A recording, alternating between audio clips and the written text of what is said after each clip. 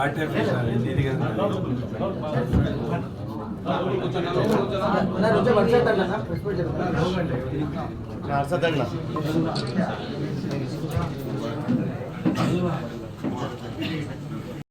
Congress party అధ్యక్షులు వారు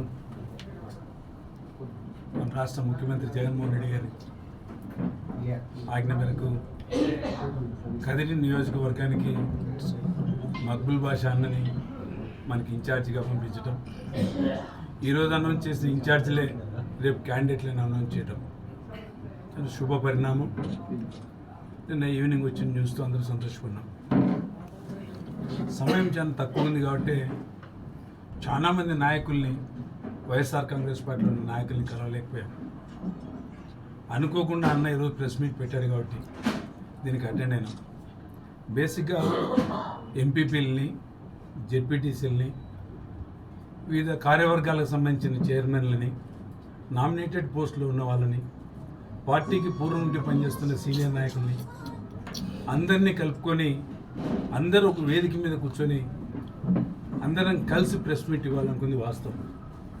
అనుకోకుండా మీకు మాట ఇవ్వటం వల్ల మాట ప్రకారం ఇచ్చేసాం కదా. ఈరోజు ఈ విషయమే మేము ముందర చెప్పి మళ్ళీ అందరినీ నాయకుల్ని కలిసి ఒక వేదిక మీద నుండి కూర్చోబెట్టి వాళ్ళందరితో మీకు వాయిస్ ఇప్పించే కార్యక్రమం జరుగుతుంది. గతంలో జరిగినటువంటి మర్చిపోయి వైఎస్ఆర్ కాంగ్రెస్ పార్టీ కార్యకర్తలు ముందుండి జెండా మోసినటువంటి కార్యకర్తలకి అందరికీ పిలిపెట్టడం ఏంటంటే, తప్పు ఒప్పు మంచో చెడు ఇది మన మధ్య జరిగిన విషయం, బయట వాళ్ళకి సంబంధం లేని విషయం. మన అధిష్టానం మనం చాలా చక్కగా చూసుకుంది.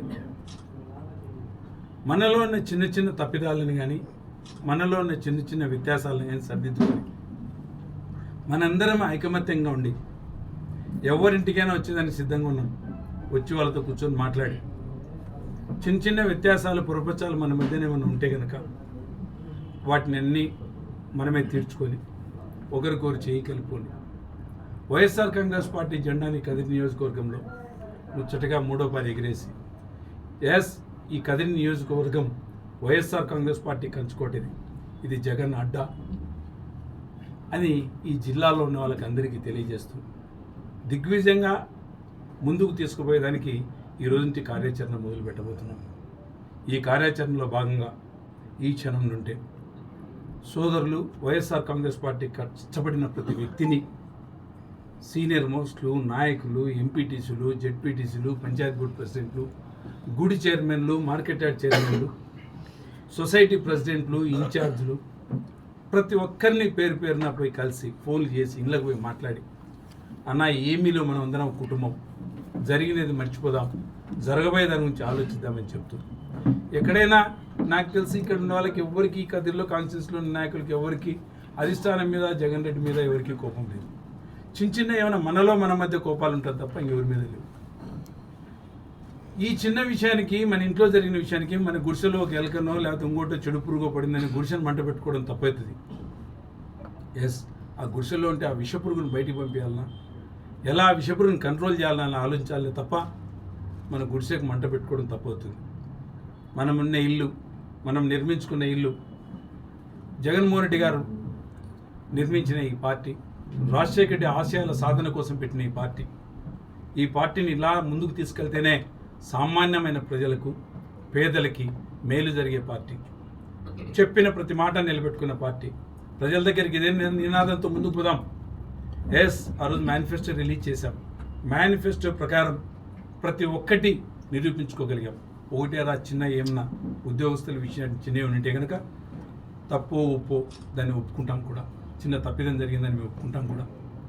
ప్రతి ఒక్కరి దగ్గరికి వెళ్ళి ఆ ప్రభుత్వం, గత ప్రభుత్వం, ఈ ప్రభుత్వం, జగన్మోహన్ రెడ్డి గారి ప్రభుత్వం మధ్య ఉన్న వ్యత్యాసాన్ని, మాట నిలబెట్టుకునే దానికి ఈ నాయకుడు ఎంతగా తెగిస్తాడో, ఎంత బాగా మాట నిలబెట్టుకుంటాడో అనేది నిరూపిస్తూ, రాబోయే రోజుల్లో కల్లిబొల్లి మాటలు చెప్పి 1కి 4 ఇంతలు హామీలు ఇచ్చి ఆచరణ సాధ్యం కానీ హామీలు ఇచ్చే అలవాటు పూర్వం నుండి తెలుగుదేశం పార్టీకి ఉంది. కాబట్టి ఆ ఆశల పల్లకిలోకి మీరు వెళ్ళొద్దండి, వాస్తవంలో ఉండండి.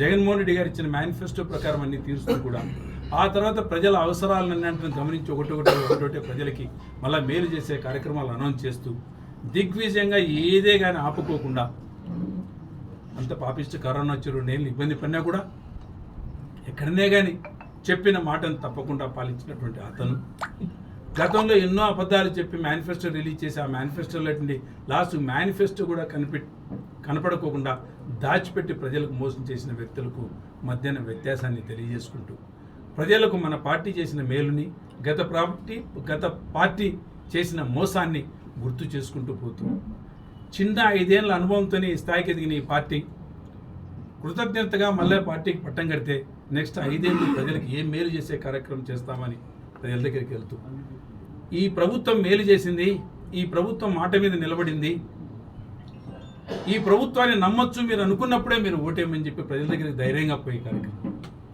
గతంలో కూడా ప్రభుత్వం మేలైన కార్యక్రమాలు చేసింది. ఇదో మీకు చేసిన మేలు అని చెప్పి గడప గడపకు మన ప్రతినిధులు, మన పార్టీ ఎమ్మెల్యేలు పోయి, ఇన్ఛార్జీలు పోయి మీకు ఈ కుటుంబానికి జరిగిన మేలు ఇది, ఈ పార్టీ దగ్గర నుండి అంటే ఈ ప్రభుత్వం దగ్గర నుండి ఇంకా మీరు ఏమైనా ఆశించేటుంటే మాకు చెప్తే ప్రభుత్వానికి ప్రజలకు మధ్యన వారధులు మేము కాబట్టి మేము తెలుసుకెళ్తామని చెప్పి నాయకులు మీ దగ్గరకు వచ్చేసి, ఎమ్మెల్యే గారు మీ దగ్గరకు వచ్చేసి, ప్రజల దగ్గరకు వచ్చేసి బాధక సాధకాలు కూడా తెలుసుకునే కార్యక్రమం. ఈ నాయకులు పోయి ప్రజల బాధలు చెప్పిన తర్వాతనే జగన్మోహన్ రెడ్డి గారి మదిలో కొన్ని ఆలోచనలు వచ్చిన తర్వాతనే చిన్న డ్రైనేజీలో, ఆ ఊళ్ళో చిన్న రోడ్డు వర్క్లో, ఏటైనా వాటర్ లేకపోవటము, ట్యాపులు, పైప్ లైన్లు, ఇట్లా చిన్న ప్రాబ్లమ్స్ అట్లాంటి ఇమీడియట్గా తీర్చుకునే కోసం ప్రతి సచివాలయం పరిధిలో ఒక 20 లక్షల రూపాయలు వర్కులు స్టార్ట్ చేసుకుని ఇచ్చే కార్యక్రమం జరిగింది. కారణం ఆయన పైనుండి పని చేస్తూ ప్రజల దగ్గరికి పోయి ఏం జరుగుతుందో కనుక్కోండి అని చెప్పి ప్రతినిధుల్ని ప్రజల దగ్గరికి పంపించే కార్యక్రమం. గత ప్రభుత్వాలు ఎప్పుడూ ధైర్యం చేసి ప్రజాప్రతినిధుల్ని ప్రజల దగ్గరికి పంపించాలంటే భయపడేది. ఎందుకంటే ప్రజలు నిలదీసేవాళ్ళు, మీ ప్రభుత్వం వచ్చి ఇన్ని రోజులు అవుతోంది, ఈ ప్రభుత్వంలో మాకు ఏం మేలు జరిగిందని నిలదీసి అడుగుతారని భయపడే ప్రజల్ని పంపించేవాళ్ళు కాదు, నాయకుల్ని ప్రజల దగ్గర పంపించేవాళ్ళు కాదు. ఈ ప్రభుత్వం అలా కాదు, చెప్పిన ప్రతి మాట నిలబెట్టుకున్నాం, మీకు చేయాల్సిన ప్రతి కార్యక్రమం చేస్తున్నాం, ఇంకా మేము ఏమైనా చేయాల్సి ఉంటే, చేసిన తప్పులు ఏమైనా ఉంటే సర్దిద్దుకునేందుకు సిద్ధంగా ఉన్నాం, మీరు చెప్పండి మా నాయకులు పంపిస్తున్నామని చెప్పి ఎమ్మెల్యేలని, ఇన్ఛార్జీలని మీ దగ్గరికి పంపించి సమాచారం తీసుకొని ప్రజల మేలును గమనించుతున్న ఈ ప్రభుత్వం ప్రజలకి ఏం చేస్తే మేలు జరుగుతాయని ఆలోచించే కదా స్కూళ్ళు కానీ, హాస్పిటళ్ళు కానీ, ప్రజాపాలన కోసం గ్రామ సచివాలయాలు కానీ, రైతు భరోసా కేంద్రాలు కానీ, వెల్నెస్ సెంటర్లు కానీ, కుగ్రామాలకి ఈ కాన్స్టిట్యున్సీలో కుగ్రామాలకు దారులు వేసిన కాన్స్టిట్యున్సీ, అన్ని రోడ్లు వేసిన కాన్స్టిట్యున్సీ ఎక్కడ లేదు మన కాన్స్టిట్యున్సీలోనే.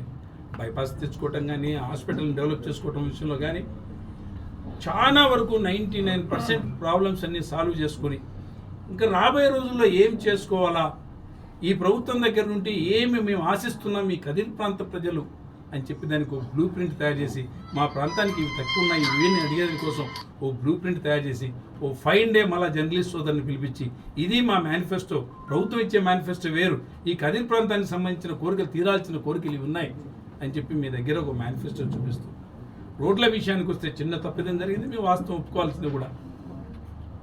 టెండర్ కాల్ఫర్ అయిపోయింది, వర్క్ స్టార్ట్ చేశారు, చిన్న వర్క్లో డిఫరెన్స్తో ఆ వర్క్ ఆగిపోయి రాయచోటి రోడ్డు వరకు ఒకటి ఆగిపోయింది. అక్కడ మాత్రం కళ్ళకు ప్రతి ఒక్కరికి కనపడుతుంటుంది మా తప్పులాగా, మా ప్రభుత్వం తప్పులాగా, మా ప్రతినిధుల తప్పులాగా.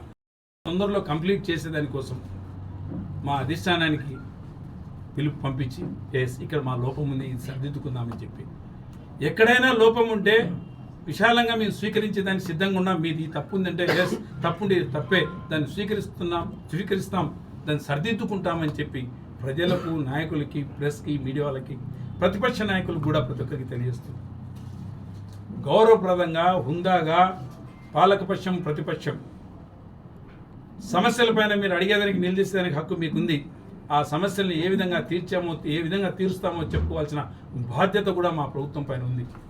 ఆ బాధ్యత మేము తీసుకుంటూ రాబోయే రోజుల్లో ప్రతి నాయకుల్ని కలిసి ఓటర్ల దగ్గరికి నాయకుల్ని తీసుకెళ్ళి ఓటర్లను అడిగి మళ్ళీ వైఎస్ఆర్ కాంగ్రెస్ పార్టీని దిగ్విజయంగా కదిరిలో 3వ ముచ్చటగా జెండా ఎగిరేస్తామని తెలియజేస్తూ, 2014లో మైనార్టీ సోదరునికి టికెట్ ఇచ్చినప్పుడు మైనార్టీ సోదరులకు అండగా ఈ నియోజకవర్గం అంతా అండగా ఉండి, క్లిష్టకాలంలో జిల్లాలో 14 నియోజకవర్గాలు ఉన్నప్పుడు 12 నియోజకవర్గాలు తెలుగుదేశం గెలిచినప్పుడు 2 వైఎస్ఆర్ కాంగ్రెస్ పార్టీ గెలిచింది, కదిరి ఊరవకుండా. అలాంటి క్లిష్ట పరిస్థితుల్లో కూడా అండగా నిలబడినటువంటి వైఎస్ఆర్ కాంగ్రెస్ పార్టీ కార్యకర్తలు, అభిమానులు, ఆ పార్టీ సింపథైజర్స్ ఇచ్చిన విజయాన్ని ఈ బుద్ధుడు కూడా మర్చిపోలేరు. మైనార్టీకి సపోర్ట్ చేసిన విధానం ఆ తర్వాత మళ్ళీ సిద్ధారెడ్డి గారికి ఇచ్చారు 2019 ఎన్నికల్లో. వాళ్ళ కృతజ్ఞతగా మాకు మీరు ఆ రోజు హెల్ప్ చేసినారనే ఉద్దేశంతోనే మైనార్టీ సోదరులు అందరూ ఏకమై మళ్ళీ వైఎస్ఆర్ కాంగ్రెస్ పార్టీకి అండగా ఉండి 2019 ఎన్నికల్లో దరిదాపున 28,000 ఓట్ల పైచిలకు మెజార్టీ ఇచ్చి వైఎస్ఆర్ కాంగ్రెస్ పార్టీకి పట్టం కట్టి నిరూపించారు. ఇది రాజకీయంలో ఒకే సామాజిక వర్గానికి ఇవ్వటం క్రమం కాదనుకున్నారేమో జగన్మోహన్ రెడ్డి గారు. మంచి జరగాలనుకున్నారు. గతంలో మరి మైనార్టీ సోదరికి ఇచ్చారు, అందరూ కలిసి మనం చేశాం. నెక్స్ట్ మళ్ళీ సిద్ధారెడ్డి గారికి ఇచ్చినారు, అందరూ కలిసి సిద్ధారెడ్డి గారికి గెలిపించాం. ఈరోజు మళ్ళీ ఆయనకి ఏమనిపించిందో మైనార్టీ సోదరికి ఇవ్వాలి మమ్మల్ని పిలిచి మాకు మా నాయకుడు చెప్పినప్పుడు మీరు ఏ నిర్ణయం తీసుకున్నా కూడా విశాలమైన దృక్పథంతో తీసుకుంటారు. పార్టీ అన్నాక సవాలొచ్చే ఇబ్బందులు ఉంటాయి, సవాలొచ్చే సమీకరణలు ఉంటాయి. మీ నిర్ణయాన్ని మేము శిరసా వహిస్తున్నాం. మీ నిర్ణయాన్ని ఎప్పుడూ మేము వ్యతిరేకించే ప్రసక్తే లేదు సార్. మీరే నిర్ణయం తీసుకుంటే ఆ నిర్ణయం ప్రకారం పోండి సార్ అని చెప్పారు. ఇక్కడ ఏ ఒక్కరు కానీ నేను కానీ ఇంకొకరు కానీ ఫలాని వ్యక్తికి టికెట్ ఇమ్మని కానీ ఫలాని సామాజిక వర్గానికి టికెట్ ఇమ్మని కానీ ఎవరు రికమెండ్ చేసింది కాదు. ప్రభుత్వమే పార్టీనే సవాలొచ్చ సర్వేలు చేయించుకొని ఏ వ్యక్తికి ఇస్తే బాగుంటుంది, ఏ సామాజిక వర్గానికి ఇస్తే బాగుంటుందని ఆలోచించే నిర్ణయం కరెక్ట్ నిర్ణయం తీసుకున్నారు. కాబట్టి మా పార్టీ మన పార్టీ తీసుకునే నిర్ణయం మన వైఎస్ఆర్ కాంగ్రెస్ పార్టీ కార్యకర్తలకు ఎప్పుడు శిరోధార్యం. కాబట్టి ఈ కదిరి ప్రజలు దీన్ని ఆనందంగా స్వీకరిస్తూ రాబోయే రోజుల్లో మీరు పంపించిన వ్యక్తిని గెలిపించి మళ్ళీ మీకు అప్పచెప్పే బాధ్యత వైఎస్ఆర్ కాంగ్రెస్ పార్టీ కార్యకర్తల భుజస్కంధాలపైన ఉందని ఆశిస్తూ, కార్యకర్తలు గతంలో కంటే ఎక్కువ కష్టపడతారని, కష్టపడాల్సిన తరుణం కూడా వచ్చిందని, కారణం 5 సంవత్సరాలు ఈ ప్రభుత్వం పాలించిన తర్వాత ఏ ప్రభుత్వానికైనా కాస్తో కూస్తో కొద్దిగా వ్యతిరేకత ఉంటుందని కార్యకర్తలు గమనించాలనే కార్యకర్తలు పిలుపునిస్తూ, ఎవరైనా ఒకటేరా దారి తప్పి ఎవరో మోసపుచ్చుతానో మాటలు చెప్తానో కలబుల్లి మాటల్లో పడిపోయి బోల్టపడి అవతల పార్టీలోకి వెళ్ళింటే కన్నా మనసు మార్చుకోదలుచుకుంటే కనుక చిన్న సంకేతం మాకు పంపిస్తే మీ ఇళ్ళ దగ్గరికి వచ్చి మీతో మాట్లాడి సహేతుకంగా మళ్ళా మన పార్టీలోకి స్వాగతం పలికి ఎప్పుడు వైఎస్ఆర్ కాంగ్రెస్ పార్టీ ఆఫీసులు బార్లా తెరుచుకొని ఉంటాయి. వచ్చే వాళ్ళకి ప్రతి ఒక్కరికి గౌరవంగా ఆహ్వానం పలుకుతూ రిసీవ్ చేసుకుంటామని, ఈ పార్టీ పాలన బాగుంది, ఈ పార్టీ బాగా చేస్తామని అనిపించిన వేరే పార్టీలో ఉన్న వ్యక్తులైనా సరే ఎవరైనా సరే వస్తామనే చిన్న సంకేతం పంపిస్తే వాళ్ళ దగ్గర కూడా వచ్చి మాట్లాడి వాళ్ళందరినీ కలుపుకొని పోయి పార్టీ ముందుకు తీసుకెళ్తామని మళ్ళీ చెప్తున్నా. నాయకులు మళ్ళీ కలుస్తాం. ఏ ఒక్క నాయకుడికి అసమ్మతి లేకుండా చేస్తాం. ప్రతి నాయకుని ఇంటి దగ్గరికి పోయి మా బిడ్డల పెళ్లిళ్ళు ఉన్నట్టు, మా ఇంట్లో సొంత కార్యక్రమం జరుగుతున్నట్టు పోయి వాళ్ళు రిక్వెస్ట్ చేసుకొని ఈ పార్టీలోకి మళ్ళీ నడవండి, ఎక్కడ బాధలు వద్దు, మనకు కలిసిపోదామని చెప్పి పిలుపునిస్తూ ఆ నాయకులు కలుపుకొని పోతామని ఆశిస్తూ, జర్నలిస్ట్ సోదరుని మీ సహకారం మాకు అవసరం సోదరులారా. మంచిని మంచిగానే చూపిండి, చెడుని చెడుగానే చూపించండి. గబ్బు ఏమన్నా మా దగ్గర ఉంటే నిలదీసి కడగమని చెప్పి మమ్మల్ని కోరుకుంటూ ఈ అవకాశం ఇచ్చిన పెద్దలకి అందరికీ కృతజ్ఞత తెలియజేసుకుంటూ మక్బూల్ అన్న గారికి శుభాకాంక్షలు తెలియజేస్తూ సెలవు తీసుకుంటాం. నాయకులకు మరియు కార్యకర్తలకు ప్రతి ఒక్కరికి పేరు పేరున హృదయపూర్వక అభినందనలు తెలుపుకుంటూ ధన్యవాదాలు తెలుపుకుంటున్నాను. ముఖ్యమంత్రి గౌరవనీయుల శ్రీ వైఎస్ జగన్మోహన్ రెడ్డి గారు మైనారిటీ అయిన నేను బిఎస్ మక్బుల్ అనే నన్ను ఈ కదిరి నియోజకవర్గ ఇన్ఛార్జిగా ప్రకటించినందుకు మరియు ఈ నియోజకవర్గానికి ప్రాతినిధ్యం వహించేందుకు అవకాశం కల్పించినందుకు ఆయనకి మనస్ఫూర్తిగా హృదయపూర్వక కృతజ్ఞతలు తెలుపుకుంటున్నాను. వైఎస్ జగన్మోహన్ రెడ్డి గారు మైనారిటీల పక్షపాతి, తండ్రికి తగ్గ తనయుడు, తండ్రి బాటల్లోనే నడుస్తున్నాడు. తండ్రి మహానేత శ్రీ వైఎస్ రాజశేఖర రెడ్డి గారు ఆ రోజు మైనారిటీలకు 4% రిజర్వేషన్ కల్పించి ఎంతోమంది డాక్టర్లు, ఇంజనీర్లు, ఐఏఎస్లు, ఐపీఎస్లు కావడానికి దోహదపడినారు. అదే బాటలోనే సీఎం జగన్మోహన్ రెడ్డి గారు మైనారిటీలకు ఎంతో సంక్షేమ పథకాలు అందించినారు. దాంట్లో భాగంగా గడిచిన ఎన్నికల్లో 5 మంది మైనారిటీ సోదరులకు ఎమ్మెల్యే అభ్యర్థులుగా ప్రకటించినారు. దాంట్లో 4 గెలిపించుకోవడం జరిగింది. ఒకరికైతే ఏకంగా ఉప ముఖ్యమంత్రి పదవి ఇచ్చి ఆయన మైనారిటీల పక్షపాతి అని నిరూపించుకున్నారు. ఈరోజు నన్ను ఈ అవకాశం ఇచ్చి మళ్ళీ కదిరికి ఒక మైనారిటీ అభ్యర్థిని ప్రకటించడం జరిగింది. నేను ప్రతి ఒక్కరికి అది మన శాసనసభ్యులు శ్రీ పి సిద్ధారెడ్డి గారు అయితేనేమి, పూల శ్రీనివాసరెడ్డి అన్న అయితేనేమి,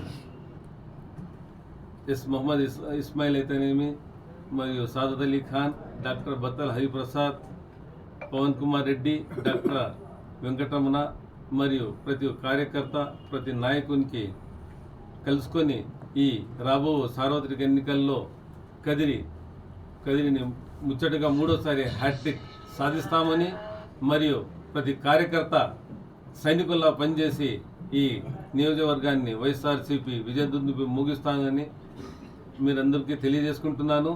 మళ్ళీ ఈ మన ముఖ్యమంత్రి శ్రీ వైఎస్ జగన్మోహన్ రెడ్డి గారిని మళ్ళీ ముఖ్యమంత్రి పీఠంపై కూర్చోబెట్టి ఆయన్ని ఈ రాష్ట్రాన్ని అభివృద్ధి పరచడానికి అవకాశం అందరూ కల్పించాలని కోరుకుంటూ మిమ్మల్ని అందరినీ ధన్యవాదాలు చేసుకుంటున్నాను. నాయకత్వం